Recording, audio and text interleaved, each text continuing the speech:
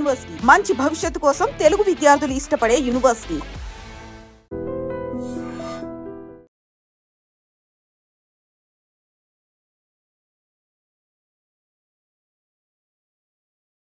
నమస్తే, welcome to I dream. ప్రస్తుతం రాష్ట్రంలో ఒకే ఒక చర్చ అందరూ ఎదురు చూస్తుంది. ఏంటి అని అంటే మంత్రివర్గ విస్తరణ అయితే అంటే ఎవరికి కేటాయించారు, ఇంకా ముగ్గురిని యాడ్ ఆన్ చేయబోతున్నారు. ఇంకా 3 మంత్రి పదవులు ఆ మంత్రికి సంబంధించిన శాఖలు పెండింగ్లో ఉన్నాయి. అపార్ట్ ఫ్రమ్ దాట్ ఇప్పుడు మంత్రివర్గ విస్తరణలో భాగంగా ఎవరికి మరి ఏ శాఖలు కేటాయించబోతున్నారు అనేది పెద్ద ఎత్తున చర్చ నడుస్తుంది. మనతో పాటు జాయిన్ అవుతున్నారు పిసిసి స్పోక్స్ పర్సన్ నిజాముద్దీన్ గారు. సార్ నమస్తే. సార్, మీ పార్టీలో ఒకవైపు ఖుషి అవుతున్నది అనుకోండి, అంటే ముగ్గురిని యాడ్ ఆన్ చేసుకున్నారు, ముగ్గురిని పెండింగ్ పెట్టిండ్రు. దాంట్లో మంచిగానే స్ట్రాటజీ ఫాలో అయినట్టున్నారు. అసంతృప్తులు ఎవరైనా ఉంటే దాన్ని తీసుకొచ్చి ఆ 3 ఫిల్ చేయొచ్చు అనే దాంట్లో మరి ఖాళీ పెట్టిండ్రో ఏందో తెలియదు. కానీ ఏడుకెళ్ళి చాలా విమర్శలకు ఒక టైప్ ఆఫ్ ఆన్సర్ అయితే ఇచ్చినట్టయితే అనిపిస్తోంది సార్. సరే, కరెక్టే పేర్లు ఇవి కరెక్టే వచ్చినాయి సార్ మంత్రివర్గ విస్తరణలో? అందరికీ నమస్కారం. ఇప్పుడు మనము గతంలో కుల జరగన చేసినాం. అవును, జిస్కి జిత్తి ఆబాదీ ఉస్కి తీసేదారి అని మా రాహుల్ గాంధీ గారు అందరికీ వాళ్ళ వాటా వాళ్ళకి దొరకాలని చెప్పి ఎస్సీకి, ఎస్టీకి, బీసీలకి, మైనారిటీలకి అందరికీ వాళ్ళ వాటా వాళ్ళకి దొరకాలని చెప్పడం జరిగింది. డెఫినెట్లీ అది ఇంప్లిమెంట్ చేస్తారని ఈ తెలంగాణ రాష్ట్రం కూడా కుల జరగన ఇండియాలో ఫస్ట్ చేసి ఒక నేషన్ని కూడా ఒక రోల్ మోడల్గా ఇచ్చినారు. మోదీ గారు కూడా దీనికి చేస్తామని ఒప్పుకున్నారు. సో దాని ప్రకారం ఇప్పుడు మనం చూసుకుంటే మనకు ఎస్సీలో మాలా ఉంది, మాదిగా ఉంది, ప్లస్ ఎస్టీ ఉంది, మైనారిటీ ఉంది, బీసీ ఉన్నారు, మళ్ళా అప్పర్ కాస్ట్ ఉన్నారు. సో ఇప్పుడు మనం చూసుకుంటే దాదాపు మనము సామాజిక న్యాయం చేయనీకి ప్రయత్నం చేసినాం. దానికి తట్టుకొని ఎంతవరకు చేయగలుగుతాం అంతవరకు అయితే మనం చేసినాం. ఇప్పుడు ఎస్సీ మాలలో చూసుకుంటే డిప్యూటీ చీఫ్ మినిస్టర్ ఉన్నారు, ఇంకోటి మన వివేక్ గారు ఉన్నారు, ఒక స్పీకర్ గారు ఉన్నారు. మాదిగాకు చూసుకుంటే 2 వచ్చినాయి, ఒకటి దామోదర్ రాజ్ నరసింహ గారు, ఇంకోటి అడ్లూరి లక్ష్మణ్ గారు. తిరిగి మళ్ళా ఎస్టీకి వస్తే ఒక సీతక్క ఉన్నారు ఎస్టీలో, మళ్ళీ ఇంకో డిప్యూటీ స్పీకర్కి ఇచ్చినారు. మనం అప్పర్ కాస్ట్కి వచ్చేస్తే బీసీకి చూసుకుంటే 46% బీసీ ఉంది. మేము ఇప్పుడు బీసీకి 3 ఇచ్చినాం. రాబోయే రోజులలో ఇంకా 3 ఉన్నాయి. దాంట్లో ఇంకేమైనా చేసి సామాజిక న్యాయం చేయడానికి ఇంకేమైనా ప్రెషర్ ఉంటే అది చేస్తాం. ఇప్పటి వరకు 7 అప్పర్ కాస్ట్లో ఉన్నారు. దాంట్లో 4 రెడ్డిలు ఉన్నారు, ఇంక్లూడింగ్ చీఫ్ మినిస్టరు. మళ్ళీ ఒక కమ్మ, ఒకటి బ్రాహ్మణు, మళ్ళీ ఇంకోటి వెల్మా. సో ఇట్లా 15 మంత్రులు మేము పూర్తి చేసుకున్నాం, ఇంక్లూడింగ్ చీఫ్ మినిస్టర్. ఇప్పుడు 3 ఉన్నాయి. రాబోయే బిగ్ షఫలింగ్లో మళ్ళీ ఏమన్నా అంటే మార్పులు చేర్పులు ఉంటాయి కదా. ఇప్పుడైతే ఓన్లీ 3 మంత్రులు యాడ్ చేసినాము. మార్పులు చేర్పులు ఉన్నప్పుడు మళ్ళీ ఇంకా షఫలింగ్ చేసేటప్పుడు ఉన్న వాళ్ళని తీస్తారా, వీళ్ళ శాఖలు తీసుకొని వేరేలోకి ఇస్తారా, పర్ఫార్మెన్స్ బట్టి, లేకుంటే వాళ్ళ స్థాయికి మెచ్చిన వాళ్ళకి ఏ ఇవ్వగలితే మనం వాళ్ళకి ఇస్తే బాగుంటుంది. ఇలాంటి విషయంలో అన్నీ ఆలోచించి ఆచితూచి చేసి, ఎందుకంటే డిలే అయ్యడం కారణం కూడా ఇదే. ఇంత డిలే అయిందంటే మనము అనుకుంటాం ఎందుకు ఇస్తలేరు అంటే మనం ఇప్పుడు ఈ 3 ఇచ్చిన తర్వాత మనకు అర్థమవుతుంది ఎందుకు ఇంత డిలే అయింది అనేది. సో డెఫినెట్లీ క్వశ్చన్స్ అనేది మన మల్రెడ్డి రంగారెడ్డి గారు కూడా చాలా అడగడం జరిగింది, మన సుదర్శన్ రెడ్డి గారు కూడా, ప్లస్ రాజగోపాల్ రెడ్డి గారు కూడా కమిట్మెంట్ ఉంది వాళ్ళకి. అంటే అందరికి బుజ్జగించుకుంటూ అందరికి సంజాయించుకుంటూ ఈ 3 సామాజిక న్యాయం చేయాలి, ఇది మనకు అవసరం అని చెప్తూ ఒక 3 మంత్రులకైతే ఇవ్వడం జరిగింది. Great sir. ఈసారి మాత్రము కాంగ్రెస్ పార్టీ ఇటు మంత్రి పదవులు ఇచ్చే వాళ్ళకి ఓకే ఇస్తూనే వెనకాల బుజ్జగింపులు మాత్రం బాగా కరెక్ట్గా ప్రాపర్గా హ్యాండిల్ చేసినట్టు అనిపిస్తోంది సార్. మేమైతే కష్టపడుతున్నాము, ఎందుకంటే సామాజిక న్యాయం చెయ్యాలంటే డెఫినెట్లీ చేయాల్సిందే. మీనాక్షి నటరాజన్ గారు పార్టీ విషయంలో, పార్టీ అఫేర్స్లో చాలా, అంటే దాదాపు ఒక 4-5 మంత్స్ అయిపోయింది ఆమెకు వచ్చి. అప్పటి నుంచి ఆమె చాలా సీరియస్గా దీని వెంట పనిచేస్తూ మనము పార్టీ పదవులు కానీ, మంత్రి పదవులు కానీ, కార్పొరేషన్స్ కానీ ఎవరికి ఇస్తే న్యాయం చేసినట్టు అవుతుందనే ఆలోచనతో కొంచెం డిలే అవుతుంది. కానీ ఇప్పటి వరకు అయితే చేసిందైతే మనం 3 మంత్రులు ఇచ్చి మళ్ళీ వాళ్ళకి బుజ్జగించుకోవడం చూసుకుంటే చాలా she has done well. Yeah, అంటే పార్టీ మారి మళ్ళా వచ్చిన వాళ్ళకు మంత్రి పదవి ఎట్లు ఇస్తారు అనేది కూడా ఒక చర్చ. అంటే వివేక్ గారికి ఎస్పెషల్లీ చాలా మంది మాట్లాడుతున్నారు, అట్లా ఎట్లు ఇస్తారు అంటే పార్టీ నుంచి లాయల్గా ఎవరైతే ఉన్నారో వాళ్ళే అని మీనాక్షి నటరాజన్ గారి లైన్ అది. కానీ అయినా సరే తను వెళ్ళి వచ్చిండు కదా, అయినా మంత్రి పదవి ఎట్లా వస్తుంది అనేది ఒక చర్చ. ప్రభుత్వం నడపాలంటే అన్ని విధాలుగా ఆలోచించడం అవసరం ఉంది. ఇప్పుడు పార్టీలో సీనియర్ ఉన్నారు. ఇప్పుడు నేను 30 సంవత్సరాల నుంచి కాంగ్రెస్ పార్టీలో ఉన్నాను. నాలాంటి ఉన్న సీనియర్లు కూడా ఉన్నారు, మంచి కష్టపడిన వాళ్ళు ఉన్నారు, వాళ్ళు కూడా పదవి రాలేదు. ఇప్పుడు ఎట్లుంటారంటే ఏ పార్టీలైనా కానీ మన కష్టపడంతో సహా రాత అనేది కూడా చాలా ఇంపార్టెంట్, అది కలిసి వస్తుంది. ప్లస్ ఇప్పుడు మీరు అడిగింది ఏంటంటే వివేక్ గారికి ఎట్లా ఎలక్షన్ అప్పుడు ఆదిలాబాద్ మన జిల్లాలో మనము వివేక్ గారిని తీసుకోవడం చాలా అవసరం ఉండే. అప్పుడు కమిట్మెంట్ చేసినారు, హైకమాండ్ కమిట్మెంట్ చేసినారు. ఆ హైకమాండ్ కమిట్మెంట్ చేసిన దానికి డెఫినెట్లీ వాళ్ళు కట్టుబడి ఉంటారు. ఆ ప్రకారమే ఆయనకి ఇవ్వడం జరిగింది. ఇప్పుడు ఇదే కమిట్మెంట్ రాజగోపాల్ రెడ్డి గారితో కూడా చేసినాం. ఆయన కూడా బీజేపీ అంటే ఇప్పుడు ఆల్రెడీ అప్పర్ కాస్ట్ 7 మెంబర్స్ ఉన్నారు, 7 మంత్రులు ఉన్నారు కదా, ఇస్తాం. 3 ఉన్నాయి కదా, ఏమైనా చేస్తాం. ఇప్పుడప్పుడు తిప్పలు, ఇంకా ముందు ఏం తిప్పలు వస్తాయి ఆ సిచ్యువేషన్ పట్టుకొని, ఆ తిప్పలు పట్టుకొని చేస్తాం. కానీ అందరికీ న్యాయం చేసే ప్రయత్నం అయితే చేస్తాం.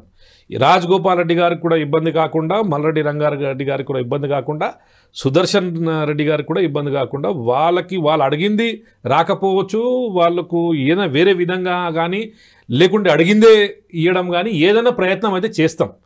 మా హైకమాండ్ చాలా స్పష్టంగా మీనాక్షి నటరాజన్ గారు చాలా సీరియస్గా ఆలోచిస్తూ దీని విషయంలో పనిచేస్తుంది. డెఫినెట్లీ ఇప్పుడు ఉన్న మిగిలిన 3 దాంట్లో ఎట్టి పరిస్థితుల్లో అన్ని అప్పర్ కాస్ట్ కానీ సామాజిక బడుగు బలిహీన వర్గాలు ఉన్న వాళ్ళకి కూడా అందరికీ ఇస్తాం. దీంట్లో ఒక మైనారిటీ కూడా ఇవ్వాల్సిందే. మైనారిటీ ఇప్పటి వరకు లేదు. 18 ఏం చేస్తాం, మన దుష్టకరం ఒక 2 ఎమ్మెల్యేలు ఇచ్చినారు. ఒకటి నాంపల్లి ఫెరోజ్ ఖాను, జూబ్లీ హిల్స్లో అజరుద్దీన్కి ఇచ్చినాం. ఇద్దరు కూడా గెలవలేకపోయినారు. సో దానివలన ఇప్పుడు ఎమ్మెల్సీ ఇచ్చి ఇవ్వాలి. ఇప్పుడు ఎమ్మెల్సీలు లేవు. ఒక 1 ఇయర్ తర్వాత ఎమ్మెల్సీ ఉంటే డెఫినెట్లీ ఎప్పుడన్నా ఏమన్నా డెఫినెట్లీ చేసి, కానీ మైనారిటీ కూడా ఒకటి ఎట్టి పరిస్థితుల్లో ఇస్తారు. ఇప్పుడు జూబ్లీ హిల్స్ అని వచ్చింది కాబట్టి ప్రస్తావన, మొన్ననే మాగంటి గోపీనాథ్ గారు చనిపోయారు కాబట్టి ఇప్పుడు ఆ స్థానానికి 6 నెలల లోపల ఎలక్షన్స్ డెఫినెట్లీ పెట్టాలి. అగైన్ అజరుద్దీన్ గారికే కేటాయిస్తారా? ఇప్పుడు అజరుద్దీన్ గారు ఎక్కడున్నారు? అసలు ఆయన యాక్టివ్ ఉన్నారా, పార్టీలు ఉన్నారా, ఏడున్నారా? అసలు కనబడతలేరు కదా. నేను ఇప్పుడు కరెక్ట్. ఇప్పుడు నేనేం చెప్తానంటే, వాళ్ళు ఆయన పని చేసిండ్రా లేదా ఇది హైకమాండ్ డెఫినెట్లీ దానికి అబ్జర్వ్ చేస్తుంది. ఓకే, హైకమాండ్ ఒక రిపోర్ట్ తెచ్చుకుంటుంది కాన్స్టిట్యున్సీ నుంచి. ఓకే, ఈ కాన్స్టిట్యున్సీలో గతంలో టికెట్ ఇచ్చిన వాళ్ళకి ఇస్తే గెలుస్తారా, లేకుంటే ఏమైనా కొత్త ఫేస్ పెడితే బాగుంటుందా, లేకుంటే అక్కడి నుంచే లోకల్లో ఎవరికి ఇస్తే బాగుంటుందా అనే ఆలోచన ఆ రిపోర్టు వచ్చిన తర్వాతనే తెలుస్తుంది. ఇప్పటికిప్పుడు ఆ డిసిషన్ ఇమీడియట్గా తీసుకోరు. ఇప్పుడు ఆయన మంత్రి పదవి కావాలని ఎమ్మెల్సీ గురించి ఢిల్లీలో తిరగడం జరిగింది. ఇంకా వేరే కూడా చాలా ఆశలు చేసిన వాళ్ళు మైనారిటీ లీడర్లు ఉన్నారు.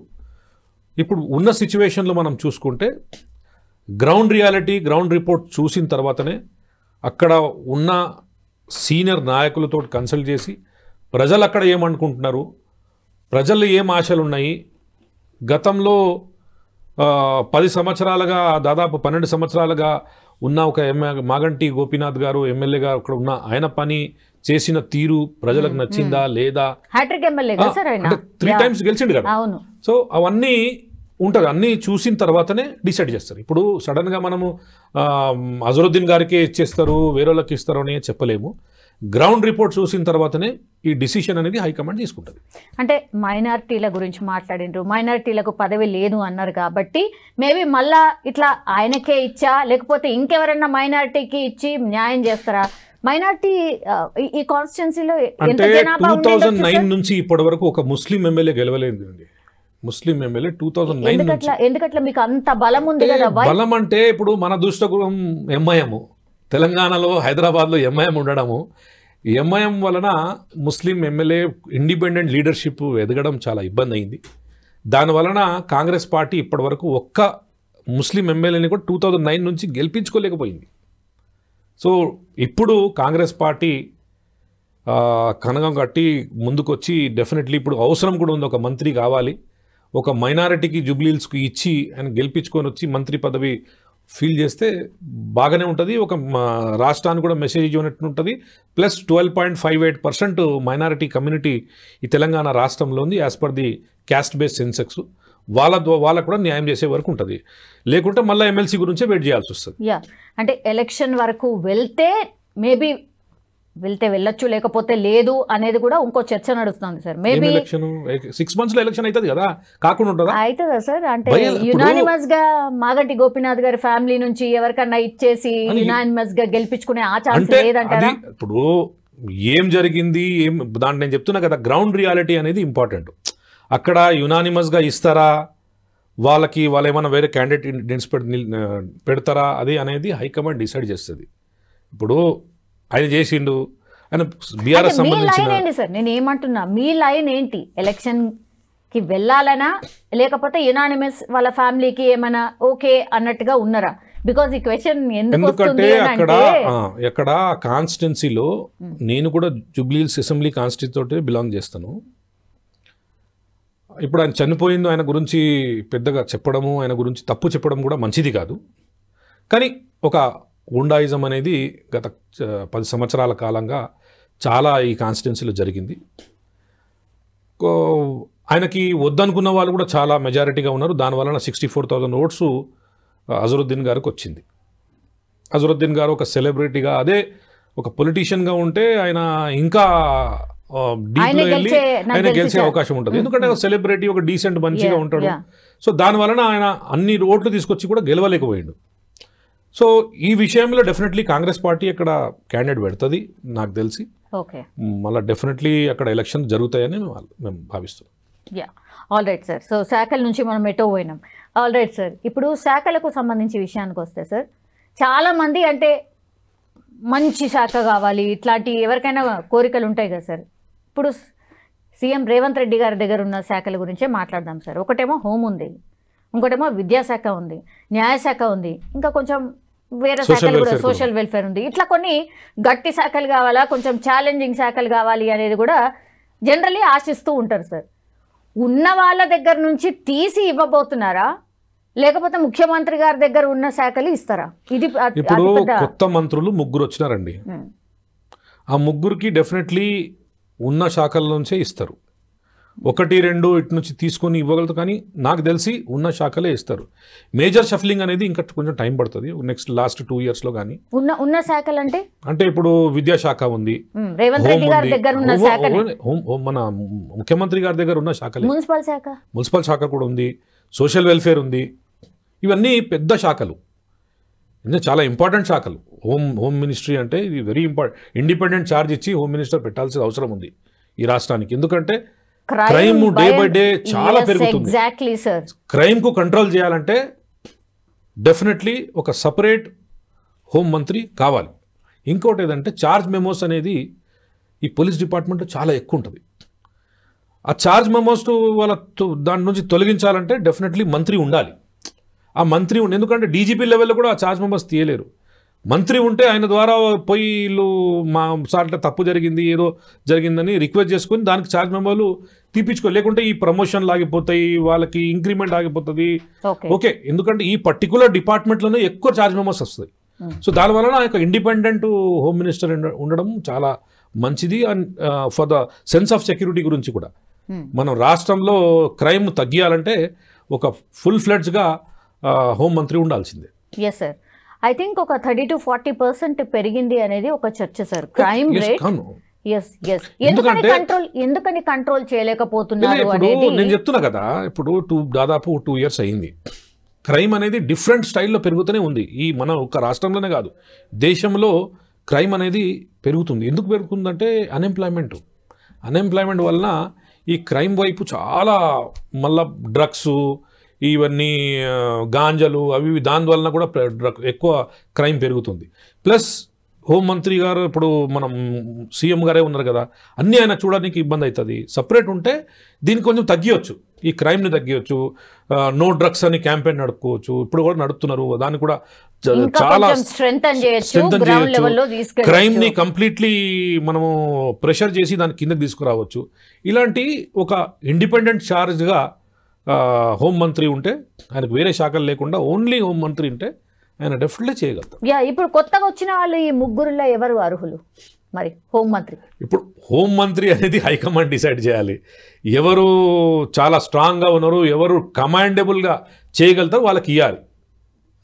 మా ఒక పార్టీ కార్యకర్తగా, ఒక పొలిటీషియన్గా ఎవరు మీకు ఎవరు కనిపిస్తున్నారు? ఎవరు అంత స్ట్రాంగ్ ఉన్నారు? ఇప్పుడు మనమైతే అది ఏం చెప్పలేము. ఎందుకంటే ఉన్నరే ఒకరు చెప్తే ఒక నారాజు, ఎవరు ఆశలు పెడుతున్నారో.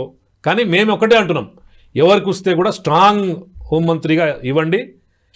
ఈ రాష్ట్రంలో క్రైమ్ ఫ్రీ రాష్ట్రము, డ్రగ్స్ ఫ్రీ రాష్ట్రం చేయాలంటే చాలా స్ట్రాంగ్గా హోంమంత్రి కావాలి. ఇప్పుడు కొత్త వాళ్ళకి ఇచ్చే అవకాశం ఉందా, లేకపోతే ఉన్న వాళ్ళు ఎవరైతే ఆల్రెడీ ఉన్నారో వాళ్ళకి ఎవరికైనా షఫలింగ్ చేస్తే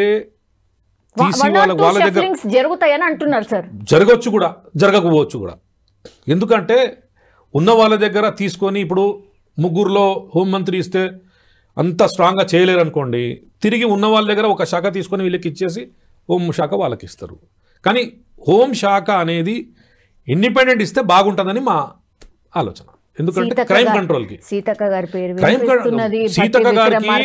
2-3 శాఖలు ఉన్నాయి. డిప్యూటీ సీఎం గారు భట్టి గారికి కూడా 2-3 శాఖలు ఉన్నాయి. ఉత్తమ్ కుమార్ రెడ్డి గారు కూడా 2-3 శాఖలు ఉన్నాయి. వాళ్ళు పెద్ద మినిస్ట్రీలు ఉన్నారు. వాళ్ళు హోం తీసుకొని ఏం చేస్తారు? హోం ఒక సపరేట్ ఇచ్చి మనం రాష్ట్రంలో క్రైమ్ లేకుండా చేయాలంటే సపరేట్ ఛార్జెస్ ఇవ్వాలి. ఆయన ఫుల్ ఫ్లెడ్ దాంట్లోనే బిజీ ఉండాలి. అప్పుడే క్రైమ్ కంట్రోల్ అనేది జరుగుతుంది. జనరల్లీ ముఖ్యమంత్రి దగ్గరనే హోంశాఖ పెట్టుకోవాలని చూస్తారు, లేకపోతే ఎవ్రీ టైం ఎవరు అందుబాటులో ఉంటారు, వెరీ యాక్సెసిబుల్ ఎవరైతే ఉంటారో వాళ్ళ దగ్గర పెట్టుకోవాలని ఉంటుంది సార్. కానీ గతంలో మనం చూసినాం, సబితా ఇంద్రారెడ్డి గారు ఉన్నప్పుడు, మహమూద్ అలీ గారు ఉన్నప్పుడు ఉన్నా లేనట్టు కిందకే ఉంది. మరి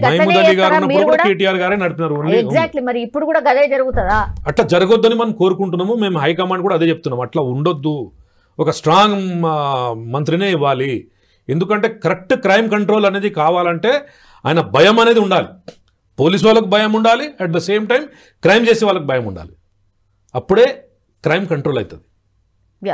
ఇంకో నెక్స్ట్ శాఖ వచ్చేసి విద్యాశాఖ సార్. విద్యాశాఖ అది కూడా చాలా పెద్దది, చాలా ఇబ్బందులు ఉన్నాయి. బడ్జెట్ సరిపోతలేదు, పిల్లలు ఇబ్బందులు అవుతున్నాయి, అసలు రకరకాలుగా చాలా ఉన్నాయి సార్. ఇంకా ప్రైవేట్, ఈ కార్పొరేట్ వాళ్ళ ఆగడాలు కూడా ఎక్కువైపోయినాయి. పిల్లలు చనిపోతున్నారు చాలామంది. ఈ ప్రైవేట్ కాలేజెస్ అనుకోండి, స్కూల్స్ అని వాళ్ళ ఇష్ట రాజ్యం అయిపోయింది సార్. దీన్ని ఎట్లా ఎవరు కంట్రోల్ చేయాలి? ఎడ్యుకేషన్ మినిస్టరే కంట్రోల్ చేయాలి. ఎవరు ఉండాలా? మంచి చదువుకున్నవాడు, మంచి విజన్ ఉన్నవాళ్ళు, ఎడ్యుకేషన్కు తీసుకొని మంచి విజన్ ఉన్న వాళ్ళకి ఇవ్వాలి. ఇప్పుడు నేను హోమ్ మినిస్టర్కి ఎట్లా చెప్పినానో, ఒక ఎడ్యుకేషన్ మినిస్టర్ అంటే కూడా మంచి చదువుకున్నవాడు ఉండాలి, ప్లస్ ఆయనకు ఎడ్యుకేషన్ పట్ల మంచి విజన్ ఉండాలి. వాళ్ళకి ఇస్తే చాలా బాగుంటుంది. ఇప్పుడున్న వాళ్ళ వివేక్ గారు మంచిగా చదువుకొని ఉన్నారు, ఈజ్ వెల్ ఎడ్యుకేటెడ్. ప్లస్ ఇప్పుడు మన ఉన్న వాకిటి శ్రీహరి గారు ఉన్నారు ఒకటి, ప్లస్ అడ్డూరి లక్ష్మణ్ గారు ఉన్నారు. ఎడ్యుకేషన్కు సంబంధించి వాళ్ళకి ఎంత ఎడ్యుకేషన్ నాకు తెలియదు, కానీ వివేక్ గారు అయితే ఈజ్ వెల్ క్వాలిఫైడ్ మ్యాన్. లేకుంటే పాతలో ఉన్న వాళ్ళ దగ్గర ఒక శాఖ, ఈ ఎడ్యుకేషన్ మినిస్టర్ చదువుకున్న వాళ్ళకి ఇచ్చేసి, మంచి ఎడ్యుకేటెడ్ మంచి విజన్ వాళ్ళకి ఇచ్చేసి వాళ్ళ దగ్గర శాఖ తీసి వీళ్ళకి ఇస్తే బాగుంటుంది. అట్లా కూడా బాగుంటుంది. ఇప్పుడు రేవంత్ రెడ్డి గారు అన్ని శాఖలు ఇవ్వరు, ఆయన దగ్గర 1 or 2 శాఖలు పెట్టుకుంటారు. అందులో మున్సిపల్ శాఖ కూడా ఒకటి. ఎందుకంటే నెక్స్ట్ జిహెచ్ఎంసీ ఎలక్షన్స్ కూడా రాబోతున్నాయి కాబట్టి ఆ శాఖని వదిలిపెట్టారు, ఆయన దగ్గరనే పెట్టుకుంటారు అనేది ఒక చర్చ సార్. ఇప్పుడు ఇంకా 3 మంత్రులు బాకీ ఉన్నారు. మీరెట్లా చెప్పుకుంటారు ఆయన పెట్టుకోవాలన్నది? చెప్పలేము. ఇప్పుడు టైం టు టైము వేరియేషన్స్ జరుగుతుంటుంది, అన్నీ మారుతుంటుంది. అవన్నీ చూస్తూ అకార్డింగ్ టు సిచ్యువేషను ఏం చేయాలనే ఆలోచనతో ముందుకెళ్ళి అది చేస్తారు. ఇప్పుడు నేనే పెట్టుకోవాలని ఉంది అని ముఖ్యమంత్రి గారిని బద్నాం చేయడం మంచిది కాదు. ఎందుకంటే ఇంకా 3 మంత్రులు బాకీ ఉన్నారు. ఆ 3 మంత్రులు వచ్చినప్పుడు ఆయనకు ఉన్న శాఖలన్నీ ఆయనకి ఇస్తారని మేము అనుకుంటున్నాం. ఎందుకంటే ఇప్పుడు అన్నెసరీ ఏమవుతుందంటే మున్సిపల్ శాఖ నా దగ్గరే పెట్టుకోవాలి, హోమ్ శాఖ కూడా నా దగ్గర ఎందుకు పెట్టుకుంటారండి? ముఖ్యమంత్రి గారు అంటే it is not a small position. ఒక భాష అంటే total complete is the complete responsibility of Telangana state. So ఆయన పెద్ద బాధ్యతలు ఉంటాయి. ఈ బాధ్యతలు ఈ పర్టికులర్ ఇండిపెండెంట్ ఛార్జెస్ వాళ్ళకి డిస్ట్రిబ్యూట్ చేస్తేనే ఆ పర్టికులర్ శాఖలో మంచి పనులు జరుగుతాయి. సో అది డెఫినెట్లీ రేవంత్ రెడ్డి గారు చేస్తారని అనుకున్నాం. అడ్లూరి లక్ష్మణ్ గారికి ఏం రావచ్చు, అట్లాగే వాకటి ఇప్పుడు ఉన్న దాంట్లోనే ఏదైనా ఇస్తారమ్మా. ఇప్పుడు అది ఏం రావచ్చు అనేది మనం ఊహించలేము. హైకమాండ్ మైండ్లో ఏం నడుస్తుంది, మన ముఖ్యమంత్రి గారి మైండ్లో ఏం జరుగుతుంది అనేది ఇప్పటి వరకు బయటికి రాలేదు. ఈ డిస్కషన్ జరిగిన తర్వాతనే, హైకమాండ్ తోటి డిస్కషన్ జరిగిన తర్వాతనే ఇవన్నీ బయటికి వస్తుంది. నాకు తెలిసి ఇవాళ సాయంత్రం వరకు అయిపోవచ్చు. ఆ శాఖలన్నీ ఎవరు ముగ్గురులకి శాఖలు ఇచ్చేస్తారని. ఏమో సార్ పెద్ద చర్చ అయితే నడుస్తుంది, రీషఫ్లింగ్ అవుతుంది మొత్తం అందరు. ఇంత తొందరగా అంటే మనకైతే సోషల్ మీడియా టైం అండి ఇది. ఈ సోషల్ మీడియాలో ఊహాగానాలు అనేది చాలా ఉంటాయి. ఏదో కూర్చొని చబుతల మీద కూర్చొని ఏదో రాస్తారు. అరే ఇప్పుడు ఈ ఫలానా మనిషికి హోంమంత్రి ఇచ్చేస్తున్నారు, ఫలానా మనిషికి ఎడ్యుకేషన్ ఇస్తారు, ఫలానా మనిషికి ఎడ్యుకేషన్ ఇచ్చేస్తారని ఒక రాస్తారు. అది సోషల్ మీడియాకి వస్తుంది.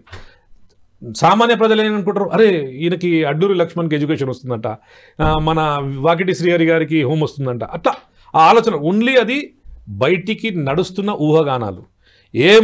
వస్తే కూడా వాళ్ళ కెపాసిటీ ప్రకారం హైకమాండ్, ముఖ్యమంత్రి గారు, పిసిసి ప్రెసిడెంట్ గారు, ఇన్ఛార్జ్ మీనాక్షి నటరాజన్ గారు ఆచితూచి డెఫినెట్లీ ఏది వాళ్ళకి ఎవరికి సెట్ అయితే చూసిస్తారు. ఎస్ సార్, ఇదంతా కూడా కసరత్తు ఎందుకు జరుగుతుందంటే రాబోయేది లోకల్ బాడీ ఎలక్షన్స్ కాబట్టి అందరినీ కామ్ డౌన్ చేసేసి కొన్ని పదవులు ఇచ్చాము, ఇగో మేము సామాజిక న్యాయం చేశాము అని చెప్తూ ప్రజల్లోకి వెళ్ళడానికి. సెంట్రల్ బడ్జెట్ రావాలంటే మన పంచాయత్ రాజ్ మనకు కావాల్సిందే. డెఫినెట్లీ పార్టీలో పవర్లో ఉన్నప్పుడు ఇంకా రాబోయే ఎలక్షన్స్ కూడా మనం గెలవాలని మనకు ఉంటుంది.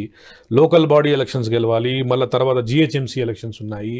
ఇవి ఒకటి తర్వాత ఒకటి వస్తూనే ఉంటాయి, చేస్తూనే ఉండాల్సి వస్తుంది. దానికి మనము ఏ ప్రకారం దాని స్ట్రాటజీ ఉండాలి, ఏ ప్రకారం దానికి మనము ఒక యాక్షన్ ప్లాన్గా ముందుకు పోవాలి, అది డెఫినెట్లీ వాళ్ళు ఆలోచిస్తారు, చేయాల్సిందే కూడా. జూలైలో అంటున్నారు సార్, జూలైలో అంటున్నారు. 2-3 monthsలో అయిపోతుంది అనుకుంటున్నాం మేము కూడా. 2-3 months ఇంకా టైం ఉందా సార్? 2-3 months అంటే ఇప్పుడు జూలై కదా, ఇప్పుడు ఏముంది, జూన్ ఉంది. 2 months అనుకుంటే జూలై ఆగస్ట్ అనుకోండి. ఇప్పుడు ఈ మంత్ అంటే ఎట్లనే ఇడిసేయాల్సిందే కదా, నోటిఫికేషన్ రాలే కదా. 2 months తర్వాత నోటిఫికేషన్ వస్తే 3rd month అవుతుంది. ఓకే, మోస్ట్లీ కానీ 100% ఎలక్షన్స్ అవ్వాల్సిందే. పంచాయత్ రాజ్ ఫండ్స్ మన ఎలక్షన్స్ ఉంటేనే మనకు సెంట్రల్ గవర్నమెంట్ ఫండ్స్ వస్తాయి. చాలా ఫండ్స్ ఆగి ఉన్నాయి, ఆ ఫండ్స్ రావాలంటే ఇది చేయాల్సిందే. All right sir, moving on to next topic sir. ఇప్పుడు జరుగుతున్న హడావిడి అండ్ రేపు అటు ఫోన్ ట్యాపింగ్ కేసు కింద ప్రభాకర్ రావు గారు విచారణకు హాజరు కాబోతున్నారు. రేపు కాళేశ్వరానికి సంబంధించిన విచారణలో భాగంగా కేసీఆర్ కూడా హాజరు కాబోతున్నారు. 2 big కేసెస్ అండ్ 2 big. ఇప్పుడు ప్రభాకర్ రావు గారి మీద చెప్పాలా, కేసీఆర్ గారి మీద చెప్పాలా, అది మీరు చెప్పండి. మీకు ప్రేమ డెఫినెట్లీ కేసీఆర్ గారి మీదనే ఉంటది కావచ్చు నాకు తెలిసి. అందుకని కేసీఆర్ గారు ఒక 9 సంవత్సరాలుగా ముఖ్యమంత్రిగా ఉన్నారు. మా రాష్ట్రానికి మంచి చేసిందా చెడు చేసిందా ముఖ్యమంత్రి అయితే ఉన్నారు కదా, ఆ ప్రకారం అయితే మాకు రెస్పెక్ట్ అనేది ఉంటుంది.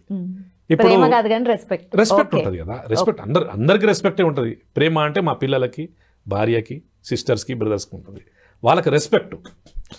ఇప్పుడు ప్రభాకర్ రావు గారు 14 months తర్వాత ఆయన వచ్చింది. ఇప్పుడు దాదాపు 14 months అయింది. మీరు తప్పు చేయలేకుంటే ఎందుకు ఇంత లేట్ చేసినారు? రెండో విషయంకి వస్తే సిటిజన్షిప్ కూడా అడగడం జరిగింది ప్రభాకర్ రావు గారు.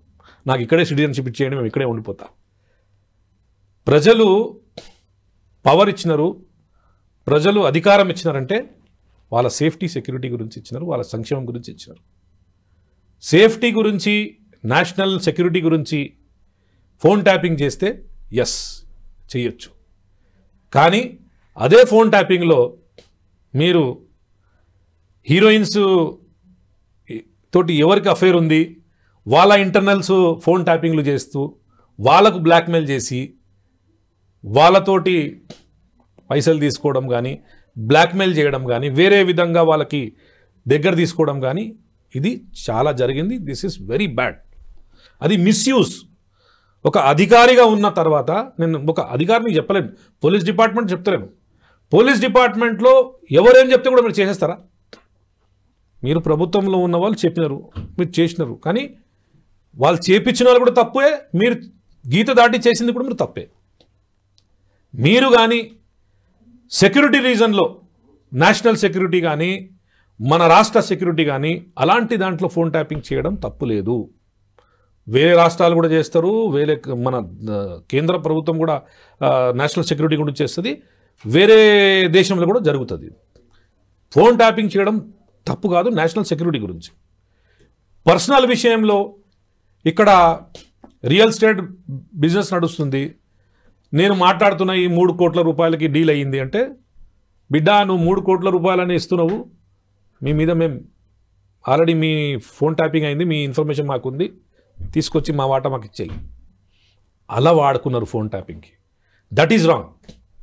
ఇప్పుడు ఇన్ని 14 months 15 months వరకు ఆయన వెయిట్ చేసి సుప్రీంకోర్టు నుంచి బెయిల్ తీసుకొని ఇక్కడ వచ్చిండు.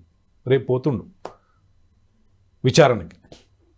విచారణ చూసేది అధికారులు ఉన్నారు, చట్టం ఉంది, ఏముంటే ఏ ప్రకారం ముందుకెళ్తుంది అప్పుడు ముందుకెళ్తుంది.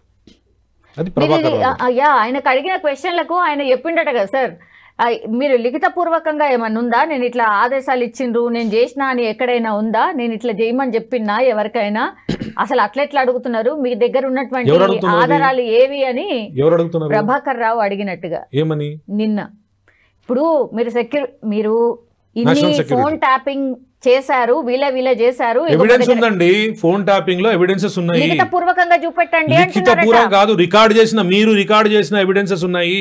రియల్ ఎస్టేట్ వాళ్ళతోటి మీరు బ్లాక్మెయిల్ చేసింది, ఫిలిం ఇండస్ట్రీ హీరోయిన్స్ తోటి బ్లాక్మెయిల్ చేసింది, హీరోలతోటి బ్లాక్మెయిల్ చేసింది, వ్యాపారులతోటి బ్లాక్మెయిల్ చేసింది, ఎన్నో ఉన్నాయి ఎవిడెన్సెస్. రాతపూర్వకంగా కాదు, ఫోన్ ట్యాపింగ్ లో ఉన్న రికార్డు ప్రభుత్వం దగ్గర ఉంది, అధికారుల దగ్గర ఉంది. నేనే చేపించినా అని మీరు చెప్పితే మీకు ఎందుకు భయం? ఎందుకు రోజులు రాలేదు మీరు? ఎన్ని రోజులు 14 months ఎందుకు డిలే చేసినారు? మీరు అక్కడ ట్రీట్మెంట్కి పోతే ఓకే, కొన్ని రోజులు ట్రీట్మెంట్ అయిపోతుంది, దాని తర్వాత అక్కడే సిటిజన్షిప్ అడగడం ఏంది? ఎందుకు భయం మీకు? మీరు తప్పు చేయకుంటే రానికి మీరు ఎందుకు భయపడుతున్నారు? పోయి విచారణ రేపు ఉంది కదా, చెప్పండి రాతపూర్వకంగా ఎక్కడుందండి, ఏం చేసినా, నేను తప్పు చేస్తే నాకు ఎవిడెన్స్ తీసుకురమ్మని చెప్పడం వాళ్ళు చూపిస్తారు. దానికి తీసుకొని కాంగ్రెస్ పార్టీ మీద బురద చల్లడము, బట్ట కాల్సి మా మీద వేయడము, ఇవన్నీ వేస్ట్. మీరు తప్పు చేయకుంటే మీరు భయపడేది ఎందుకు అవసరం? భయపడకండి, మీరు పోయి చెప్పండి, ఫేస్ చేయండి. You are IPS officer, go and face. కాదు సార్, మొత్తం ఆయన కింద ఒకే సామాజిక వర్గానికి సంబంధించిన వాళ్ళని పెట్టుకొని ఫోన్ ట్యాపింగ్ చేసిండ్రు అనేది కూడా అదొక ఆరోపణ కదా సార్. గతంలో జరిగిందే అది. గతంలో పర్టికులర్ కమ్యూనిటీ వాళ్ళు వాళ్ళ ఆఫీసర్లను పెట్టుకొని గతంలో జరిగిందే అది. వాళ్ళందరూ అప్రూవర్గా మారిండ్రా సార్? ఏమండి, వాళ్ళందరూ కూడా అప్రూవర్గా మారి ఈయన పేరు చెప్పిండ్రా? ఈయన కూడా అప్రూవర్గా మారితే మా దగ్గరే కాదు, ప్రభుత్వం ఇప్పుడు మన చట్టం ప్రకారం ఆఫీసర్స్ దగ్గర ఆ రికార్డు ఉంది. దాని గురించే కదా ఈ క్వశ్చన్లన్నీ బయటకు వస్తున్నాయి, నోటీసులు బయటకు వస్తున్నాయి. ఏం రికార్డు ఉందనేది వాళ్ళ దగ్గర ఉంది. రేపు పోయి మీరు విచారణకు పోతే ఆ రికార్డులు వాళ్ళు బయట పెడతారు, అప్పుడు మీరు దానికి జవాబు ఇవ్వండి. లేదు మీరు ఏం చేయలేదంటే బాయిజత్ బరి అవుతారు. మీరు ఎందుకు భయపడుతున్నారు? భయపడే అవసరం కూడా లేదు మీకు. మీరు అన్ని రోజులు అంత దూరం ఉండి మీరు సుప్రీంకోర్టు నుంచి బెయిల్ తీసుకున్న తర్వాత మీరు హైదరాబాద్లో దిగినారు. రేపు విచారణ పోండి, ఇప్పుడు తెలుస్తుంది. మీరు ఏం చేయాలంటున్నారు కదా. నేను రాతపూర్వకంగా ఇక్కడ ఉందా అంటే ఉండొచ్చు, ఉండకపోవచ్చు, ఉండలేకుంటే మీరు బాయిజత్ బరి అవుతారు, ఉంటే డెఫినెట్లీ మీరు శిక్షిస్తారు. ఇప్పుడు ప్రభాకర్ రావు గారిని ఒకవేళ సరే పెద్ద ఆఫీసర్ అండి, ఆయన కంట్రోల్లోనే అన్ని జరిగింది, దాని కింద ఆఫీసర్ ఆల్రెడీ జైల్లో ఉన్నారు. కింద ఆఫీసర్లు కూడా వాళ్ళు ఎవరెవరు దానికి సంబంధించిన వాళ్ళు అవన్నీ జరిగిన దానికి చట్టం ఉంది, చట్టం చూసుకుంటుండి. దాన్ని కూడా కాంగ్రెస్ పార్టీ తీసుకుపోయి జైల్లో వేయాలనుకున్నది, కాంగ్రెస్ పార్టీ జైల్లో పంపించడానికి మా వెంట పనిచేస్తుంది. మనకు వేరే పని పాట లేదా? మేము మా ఉన్న కమిట్మెంట్సే డెలివరీ చేసుకొని మేము తిరుగుతున్నాము. మేము గత 9 సంవత్సరాలలో మీరు చేయలేని పనులు 18 నెలల్లో చేసినాం. మా దగ్గర చెప్పుకోనికి నోరులేదు. మేము ఇంకా సోషల్ మీడియాలో ఇంత వీక్ అయిపోతున్నాం. ఇంకా మేము పెంచుకోవాలి, ప్రచారం చేసుకోవాలి, పైసలు పెట్టాలి ప్రచారం మీద. ప్రజల వరకు అంత లేదు. మీరేం చేస్తున్నారంటే మీరు 90% మేము డెలివర్ చేసిన తర్వాత 10% తీసి మీరు రేజ్ చేస్తున్నారు క్వశ్చన్. అంటే ఆపోజిషన్ అంటే పీపుల్స్ వాయిస్ అంటారు. ఆపోజిషన్ అంటే మీరు మేమేమైనా తప్పు చేస్తే సలహాలు సూచనలుగా ఇంకా మంచిగా ఎట్లా చేయాలి దాని విషయాలు ఆలోచించాలి. కానీ మేము 90% చేసిన తర్వాత 10% పట్టుకొని ఆ 10% తీసుకొని మీరు ఇది వచ్చిందా అది వచ్చిందా అని ప్రజలని కన్ఫ్యూజ్ చేసే ప్రయత్నం బంద్ చేసుకోండి. 5 సంవత్సరాలుగా తెలంగాణ రాష్ట్ర ప్రజలు కాంగ్రెస్ పార్టీకి అవకాశం ఇచ్చినారు. 5 సంవత్సరం డెఫినెట్లీ మేము అన్నీ చెప్పిన వాగ్దానాలను చేస్తాం, 100% మేము చేసి తీరుతాం. కానీ ఇప్పుడే వచ్చేసి 18 నెలలు కూడా కాలేదు. గతంలో కేసీఆర్ గారు పసిగుట్టి ప్రభుత్వం అని చెప్పినారు. ఇప్పుడు స్టార్టింగ్లోనే అరే ఇంత దూరంగా క్వశ్చన్ అడుగుతారంటే మేము ఇలాంటి బ్లాక్మెయిల్ చేసే ఇలాంటి కన్ఫ్యూజ్ చేసే క్వశ్చన్ మేము చేయలేదు. ప్రజలకి ఇబ్బంది జరుగుతుంటే అప్పుడు క్వశ్చన్ రేజ్ చేసినాం. అది అపోజిషన్ పని, అది డెమోక్రటిక్ ఫార్మ్ ఆఫ్ ప్రాసెస్. అది కాన్స్టిట్యూషన్ దానికి మనకు ఇజాజత్ ఇస్తుంది. అది చేయకుండా మీరు గతంలో మాకు ధర్నా చేయనీయకుండా హౌస్ అరెస్టు ఒక సంవత్సరంలో 365 days ఉంటే 65 days హౌస్ అరెస్ట్ ఉంటుండే మా లీడర్లందరూ. మేము ఎప్పుడైనా చేసినామా 18 నెలల్లో హౌస్ అరెస్ట్ ఎక్కడం జరిగిందా? పోలీసు అరే కేటీఆర్ గారు కామారెడ్డికి పోతుంటే కంప్లీట్ మార్కెట్ బంద్ చేసి టెర్రస్ మీద పోలీసు వాళ్ళు నిల్చున్నారు. ఎందుకు? ఆయనకి ఏం థ్రెట్? ఒక ముఖ్యమంత్రి కొడుకు, ఒక మంత్రిగా ఉన్నారు ఆయన. అంత దౌర్జన్యం జరిగింది. మీకు భయం ఎందుకు? అంతా మీరు తప్పు చేయకుంటే మీదే ప్రభుత్వం కదా. అప్పుడు మీరు చేసిన దౌర్జన్యాలు, మీరు చేసిన అరెస్టులు, ఇప్పుడు మేము ఎప్పుడన్నా ఎవరికన్నా ధర్నా చేస్తుంటే మీరు చేయండి, తప్పు ఉంటే కంపల్సరీ చేయమని చెప్పినాం. ఎక్కడ మేము వాళ్ళకి ఆపుతలేము. We are giving permissions to everybody, every dharna you do it. మేము ప్రభుత్వంలో ఉన్నాము, చెప్పండి, మా డోర్స్ ఓపెన్ ఉన్నాయి. ఎక్కడన్నా తప్పు చేస్తే చెప్పండి, మీరు వాయిస్ రైజ్ చేయండి. డెఫినెట్లీ దాన్ని కూడా మా ముఖ్యమంత్రి గారు, మా మంత్రి వర్గం అంతా కంప్లీట్లీ చేస్తుంది. చెయ్యక తప్పదు. ప్రజలు అవకాశం ఇచ్చినారు. ఇది ప్రజల ప్రభుత్వం. ప్రజల సంక్షేమం గురించి మేము పనిచేస్తున్నాం. మేము తీసుకుపోయి మీకు జైలు వేస్తే మాకేమొస్తుంది? ప్రభుత్వంలో ఉన్న తర్వాత జైలు వేయడం ఎంత పెద్ద పని కాదు. ఇవాళ కూర్చుంటే రేపు జైలు వేయొచ్చు. ఎందుకు అవుతలేదు? ఎందుకు అరెస్ట్ చేయలేదు? సుప్రీం కోర్టు దగ్గరికి వెళ్ళి అన్ని పర్మిషన్లు తీసుకొని వాళ్ళ భయం అండి, అది వాళ్ళ భయము. వాళ్ళకంత తప్పు చేస్తే భయం ఉంటది. అవును, అరెస్ట్ చేస్తారా చేయరా? ఇప్పుడు అది చట్టం చూసుకుంటది. మేమెందుకు అరెస్ట్ చేస్తాం? కాంగ్రెస్ పార్టీకి అదే పనినా? ప్రభుత్వంలో ఉంటారా ఇండిపెండెంట్ డిపార్ట్మెంట్స్ ఉంటాయి. పోలీస్ డిపార్ట్మెంట్ పని పోలీస్ డిపార్ట్మెంట్స్ అది, జ్యుడిషియల్ చేస్తుంది. ఎవరి పని వాళ్ళు చేస్తారు. మా దగ్గర అది ఏం లేదు. అన్నీ తీసుకొని మన దగ్గరే పెట్టుకొని ఒకటే వాయిస్ బయటికి వెళ్తుంది. అరెస్ట్ చేయండి, అరెస్టు. రేవంత్ రెడ్డి గారిని అరెస్ట్ చేయలేదా? ఏ లీడర్ని ఇడిచినారు? వీళ్ళు అందరిని అరెస్ట్ చేసినారు. అంటే రేవంత్ రెడ్డి గారు తప్పు చేయలేదా? తప్పు చేసిందా లేదా? అర్ధరాత్రి ఇంట్లో నుంచి తీసుకోపోయారు. అప్పుడు ఏం తప్పు చేసిన ఆయన? చెప్పండి, ఏం తప్పు చేసిండు? అంత దౌర్జన్యమా? మేము అట్లా చేసినామా? 18 months ఎప్పుడన్నా చేసినామా?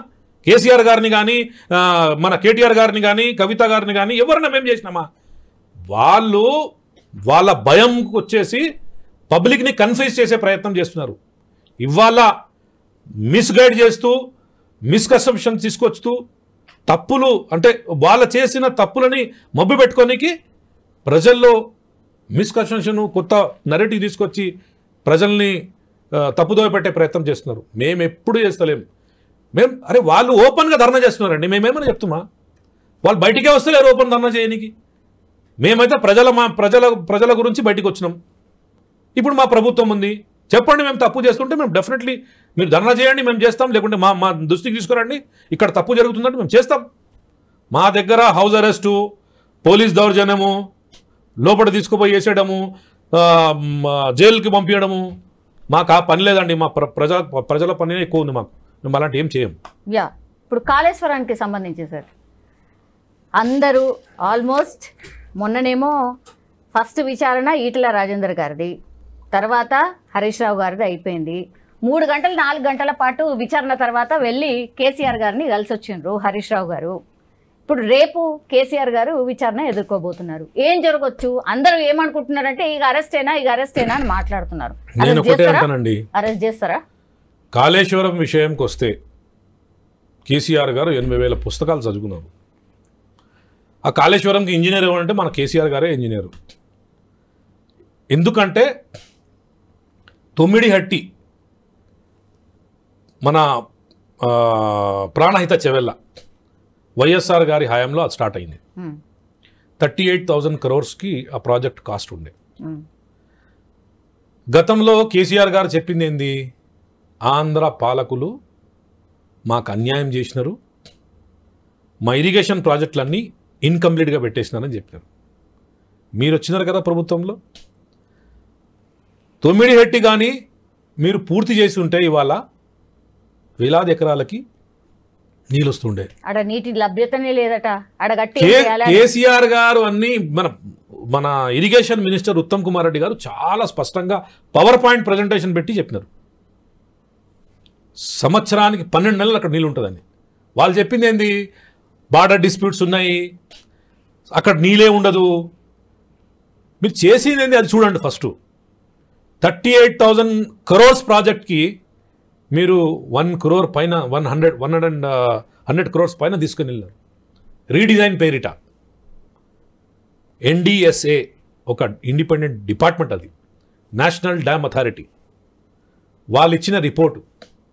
ఇవాళ కేటీఆర్ గారు, హరీష్ రావు గారు, ఈ బీఆర్ఎస్ లీడర్ ఏం చెప్తారు? మా మీదనే NDSA రిపోర్టు. గతంలో మీ ప్రభుత్వం ఉన్నప్పుడు రీడిజైన్ పేరిట మీరు మేడిగడ్డ బ్యారేజ్ కడుతున్నప్పుడు that place is not viable అని చెప్పినారు. NDSA రిపోర్ట్ ఇచ్చింది.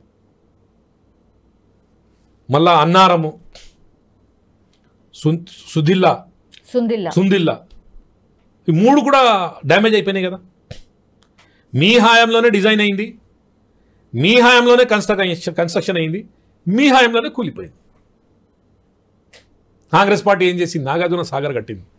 ఒక్క చిన్న గీత వచ్చిందా? మీరు అతిపెద్ద కాళేశ్వరం ప్రాజెక్ట్ అంటారు కదా, 3 ఇయర్స్లోనే తిరిగి బయటికి వచ్చింది. అది ఇంత పెద్ద డ్యామేజ్ అయింది. ఇప్పుడు అంటారు మీరు మీకు చిత్తశుద్ధి ఉంటే చిన్న ప్యాచ్లు అది మరమ్మతు చేసేసి నీళ్ళు ఇడిసవచ్చు కదా అంటున్నారు. ఎట్లా చేస్తామండి?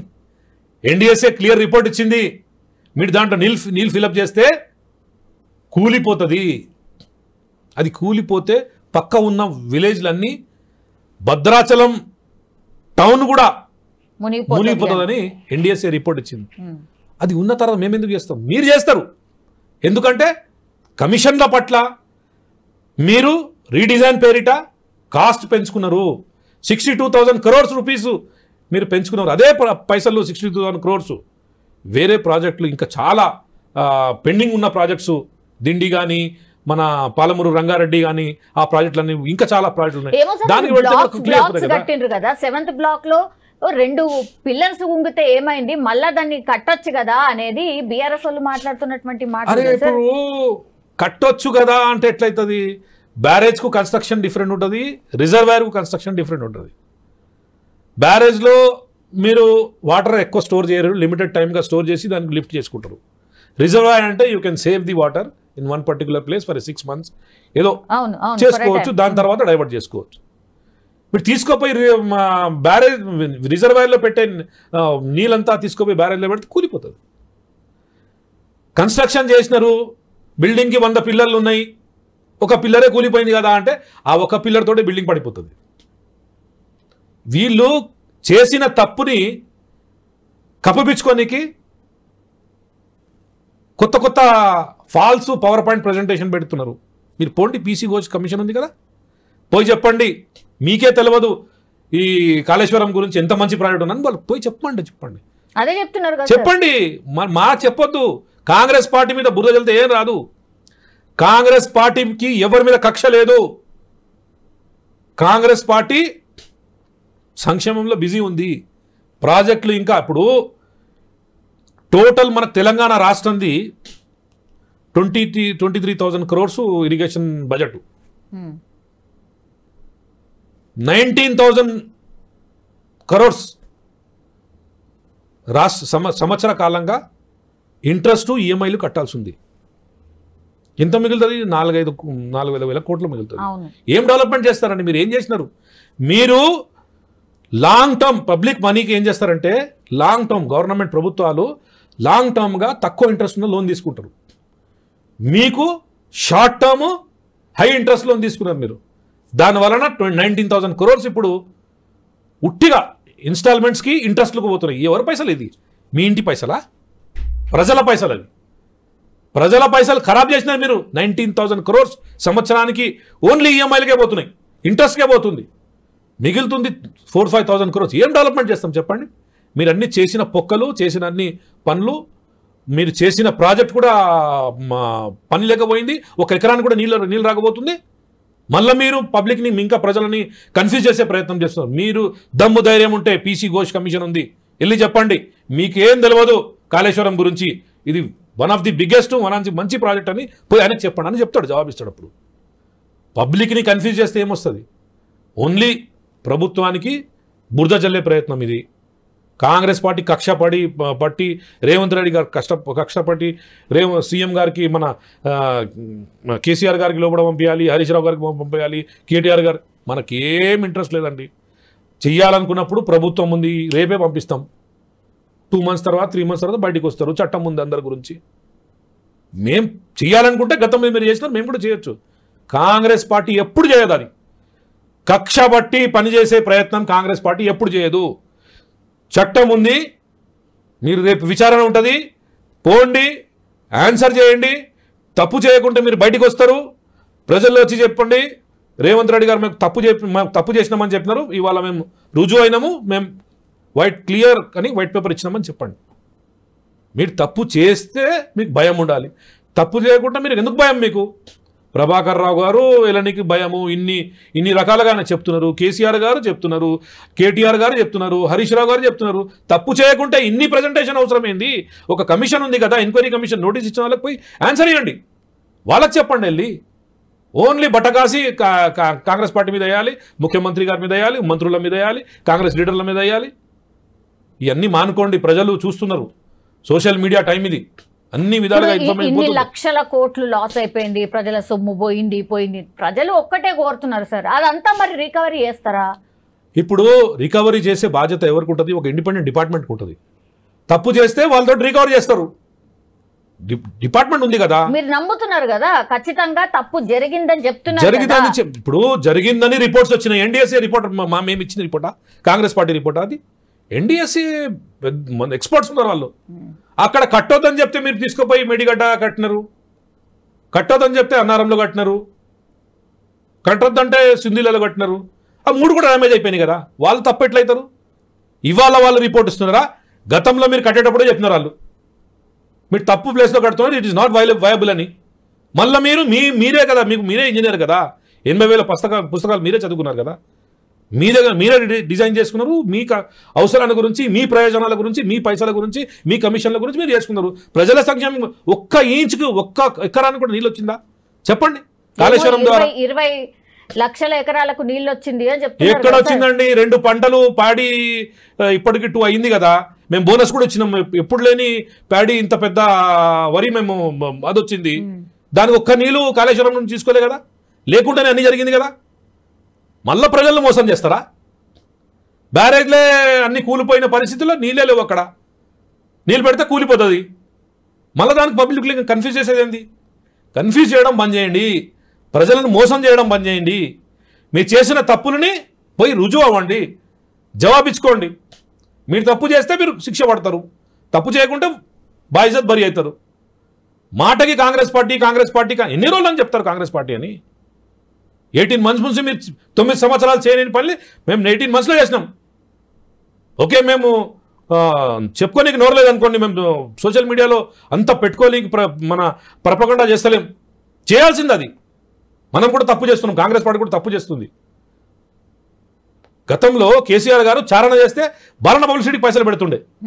మేము బారణ చేసి చారణ పనికి కూడా పైసలు పెడతలేం. పెట్టాలి, అప్పుడే తెలుస్తుంది ప్రజలకి కాంగ్రెస్ పార్టీ చేస్తుందా లేదా అనేది. కడుపు నిండా అన్నం తింటున్నామండి, సన్న బియ్యము. గతంలో దొడ్డు బియ్యం ఇస్తే వాళ్ళు తీసుకుపోయి అమ్ముకుంటుండే. ఏదో చారణ పారణ వస్తే తీసుకుపోయి వేరే ఇంకా పైసలు పెట్టుకొని బియ్యం తీసుకుంటుండే. కడుపు నిండా అన్నం ఇచ్చేది ఇవాళ కాంగ్రెస్ ప్రభుత్వం. బీజేపీ కూడా మాట్లాడుతుంది. 12 రాష్ట్రాలలో వాళ్ళ ప్రభుత్వం ఉంది. ఎక్కడైనా ఇస్తున్నారా? మేము ఇస్తున్నాం. తెలంగాణ రాష్ట్రంలో నాకు చిత్తశుద్ధి ఉంది ప్రజల పట్ల. ఎవరు ఇది ఫుడ్ సెక్యూరిటీ బిల్ తీసుకొచ్చింది కూడా కాంగ్రెస్ పార్టీ ఈ దేశంలో. ఎందుకు తీసుకొచ్చిన? ఎవరు కడుపులో అన్నం లేకుండా ఉండొద్దు, అందరూ కంఫర్టబుల్గా తినాలి, అందరూ మంచిగా ఉండాలని కాంగ్రెస్ పార్టీ కోరుకుంటుంది. సో దాని ప్రకారమే మా ముఖ్యమంత్రి గారు, మా ఉత్తమ్ కుమార్ రెడ్డి గారు సివిల్ సప్లైస్ మినిస్టరు సన్న బియ్యం ఇస్తున్నాం. 6 కిలోల బియ్యం, 4 ఉంటే 26 కిలోల బియ్యం వస్తుంది ఒక ఇంటికి. వర్షాలు ఉన్నాయి, వర్షాల్లో వాళ్ళు ఎట్లా పోయి తీసుకొచ్చుకుంటారు? దానివల్ల మేము 3 months వర్షం ఇప్పుడే ఇచ్చేస్తున్నాం. ఎంత ఆలోచిస్తున్నాం ప్రజల గురించి? నెలకి వాళ్ళు తీసుకోపోవచ్చు కదా, మేము ఇస్తున్నాం తీసుకోపోవడం అంటే ఉంటున్నామా? లేదు. వర్షాలు ఉంటాయి, వాళ్ళు ఎట్లా పోతారు, పెద్ద మనుషులు ఎట్లా తెచ్చుకుంటారు, అది ఆలోచించి 3 నెలలకు ఒకసారి మేము ఇచ్చేస్తాం, మీరు ఒకటేసారి తీసుకొని వెళ్ళండి, మీరు మంచిగా ఉండాలని కాంగ్రెస్ పార్టీ కోరుకుంటుంది. దీని కూడా మీకు తప్పే, దీని కూడా ఇబ్బందే, మంచి పని చేస్తే కూడా ఇబ్బందే. Yes sir. Alright sir, thank you so much. చాలా విషయాల గురించి క్లారిటీ ఇచ్చిండ్రండి.